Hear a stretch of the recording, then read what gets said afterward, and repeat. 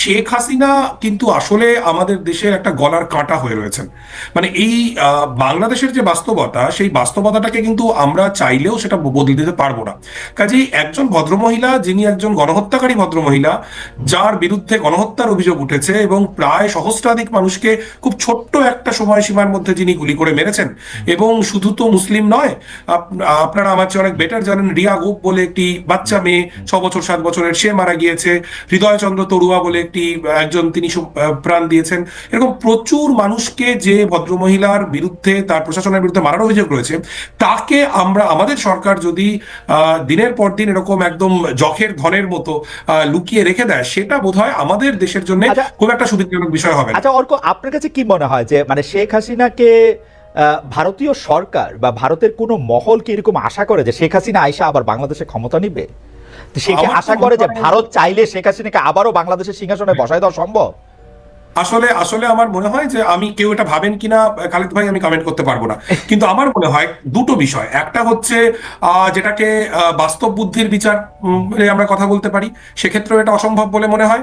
এবং আরেকটি বিষয় যেটা আমি খুব গুরুত্বপূর্ণ বলে মনে করি, আমাদের অবশ্যই বাংলাদেশের, শ্রীলঙ্কার, নেপালের, ভুটানের সার্বভৌমত্বকে সম্মান করতে হবে। শেখ হাসিনা হতে পারেন তিনি একজন দেবদূত, অথবা হতে পারেন তিনি একজন শয়তান, কিন্তু তার সঙ্গে কি হবে সেটা আমাদের বিষয় নয়, সেটা বাংলাদেশের জনগণ ঠিক করবেন। আমরা যারা ভারতের জনগণ, আমরা যারা ট্যাক্স দিই, আমরা প্যালেস্টাইনের পক্ষে অবস্থান নিতে পারি, কেউ ইসরায়েলের পক্ষে অবস্থান নিতে পারি, বাংলাদেশের চলমান গণহত্যার পক্ষে অবস্থান নিতে পারি, বিপক্ষে অবস্থান নিতে পারি।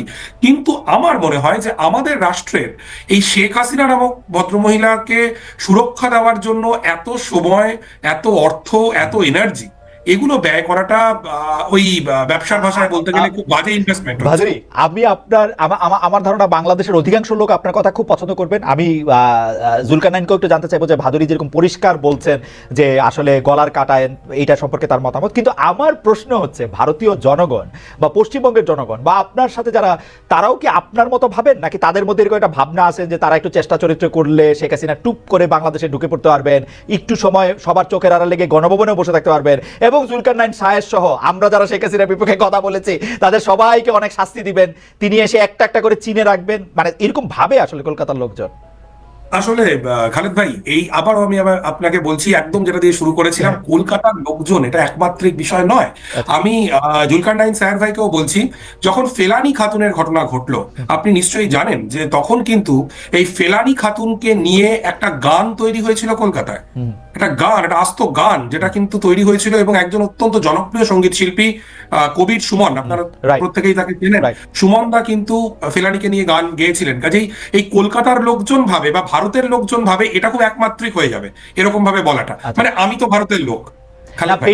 কত ভাগ লোক আপনার মতো চিন্তা করে? আমরা তো আসলে ভারতকে চিনি নরেন্দ্র মোদী আর আনন্দবাজার এবং রিপাবলিক টিভির জুলকারনাইনের প্রিয় ময়ূককে দিয়ে, কিন্তু আসলে আমি এখন পর্যন্ত রিপাবলিক টিভির 1 মিনিট দেখি নাই। এর জন্য আমি জীবনে কিছু মিস করছি সেটাও আমার মনে হয় না। 1 মিনিটও দেখি নাই আমি। মানে ভারতের লোকজন, মানে আপনার মতো লোক কতজন অর্ক? আর মোদির মতো বা ময়ূকের মতো বা রিপাবলিক টিভির মতো লোক, অর্ণব গোস্বামীর মতো লোক কতজন আসলে? এরকম জরিপ তো করা হয়নি খালেদ ভাই এখনো পর্যন্ত। আমি আমার দেশের মানুষের শুভবুদ্ধির ওপর ভরসা রাখি, এবং বাংলাদেশের মুক্তিযুদ্ধে আমাদের দেশের জনগণ সেই বাংলাদেশের মানুষের পাশে ছিল। এরশাদের বিরুদ্ধে যখন লড়াই হয়েছে, সেই সময় কলকাতায় সংহতি মিছিল হয়েছে। এবং আমি আপনাকে বলি, আপনারা নিশ্চয়ই জানেন, যখন এই শেখ হাসিনার শাসনের বিরুদ্ধে অভ্যুত্থান হচ্ছে, তখন খোদ কলকাতার বুকে কিন্তু একাধিক মিছিল হয়েছে ছাত্র আন্দোলনের সংহতিতে। কাজেই আমি আবারও যেটা বলতে চাইছি যে ভারতের অধিকাংশ মানুষ, তাদের কাছে বাংলাদেশ নিয়ে প্রচুর অপতথ্য ছড়িয়ে যাচ্ছে।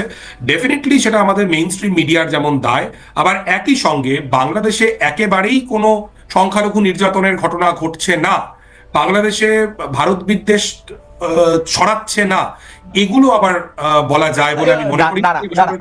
ভাদুরী, আপনি যদি খেয়াল করেন, জনাব খানও কিন্তু আসলে প্রথম থেকে এইটি বলেন নাই যে এরকম কোনো ঘটনা ঘটেন নাই, কিন্তু উনি যেটি বলেছেন যে তারা হামলার শিকার হন বা অন্য কিছু শিকার হন, সেটি রাজনৈতিক প্রতিপক্ষ হিসেবে শিকার হয়েছে। সেরকম অনেক মুসলমানরাও এটার মধ্যে শিকার হয়েছে, তিনি এটি সমর্থন করেন নাই। কিন্তু এইটাকে সংখ্যালঘুর উপর হামলা এই নাম দেওয়া যাবে কিনা, সেটি হচ্ছে ওনার প্রশ্ন আর কি। আমি 1 মিনিট সময় নিচ্ছি। হ্যাঁ, না ঠিকই, একদমই। আবার এটাও ঠিক, যখন এই চট্টগ্রামের ইনসিডেন্ট হলো, তারপরে চট্টগ্রামে যে প্রচুর ধরপাকড়ের ঘটনা ঘটেছে এবং অভ্যুত্থানের পক্ষে থাকা একজন হিন্দু ছাত্রনেতাকে প্রথমে গ্রেফতার করা হয় এবং আটক করা হয় এবং তাকে তারপর ছেড়ে দেওয়া হয়, একজন আইনজীবীর নামে মামলা। এই খবরগুলো আমরা শুনছি এবং এগুলো কিন্তু ইন্ডিয়ান মিডিয়া থেকে আসছে না, এগুলো কিন্তু বাংলাদেশের বন্ধুরাই বলছেন। কাজেই আমার মনে হয় যে আমাদের মানে মানে অতিরঞ্জন যেমন একটা খুব বিপজ্জনক, তেমনি কিছুই ঘটছে না এটা বলাটাও সমস্যা। শুধু আমার সমস্যা যেটা আমার দেশের মেইন স্ট্রিম মিডিয়াকে নিয়ে, হাসিনার আমলে যখন সংখ্যালঘু নির্যাতনের ঘটনা ঘটেছে, শেখ হাসিনার আমলে, আওয়ামী লীগের আমলে যখন পুজো মণ্ডপে হামলার ঘটনা ঘটেছে 2021 সালের কথা আমি বলছি, বা বিভিন্ন সহিংসতার ঘটনা ঘটেছে, এই সময় কিন্তু এখন যারা ভারতীয় ফার রাইট অতি দক্ষিণপন্থীরা বা অন্যান্য মানুষজন যারা খুব সোচ্চার হয়ে উঠেছেন, তারা সেই সময় সোচ্চার ছিলেন না। আমরা আমরা যারা ভারতবর্ষের মাটিতে দাঁড়িয়ে অসাম্প্রদায়িকতার পক্ষে, বিভাজনের বিরুদ্ধে, এটা আমাদের যন্ত্রণার জায়গা। আমরা মনে করি ডেফিনেটলি বাংলাদেশে একটা সংখ্যালঘু নির্যাতনের দীর্ঘকালীন সমস্যা রয়েছে, এমন নয় যেটা শেখ হাসিনার সময় ছিল না। কিন্তু প্রবলেম হচ্ছে আমাদের দেশের ফার রাইট, মূলত ফার রাইট, তারা শেখ হাসিনার সময় হওয়া সংখ্যালঘু নির্যাতন নিয়ে কার্যত মুখে কুলুপ না, সেটা তো যখন যেভাবে সুবিধা, খুব বিশ্বাসযোগ্য হচ্ছে রাইট, যখন যেভাবে সুবিধা সেটা বলে।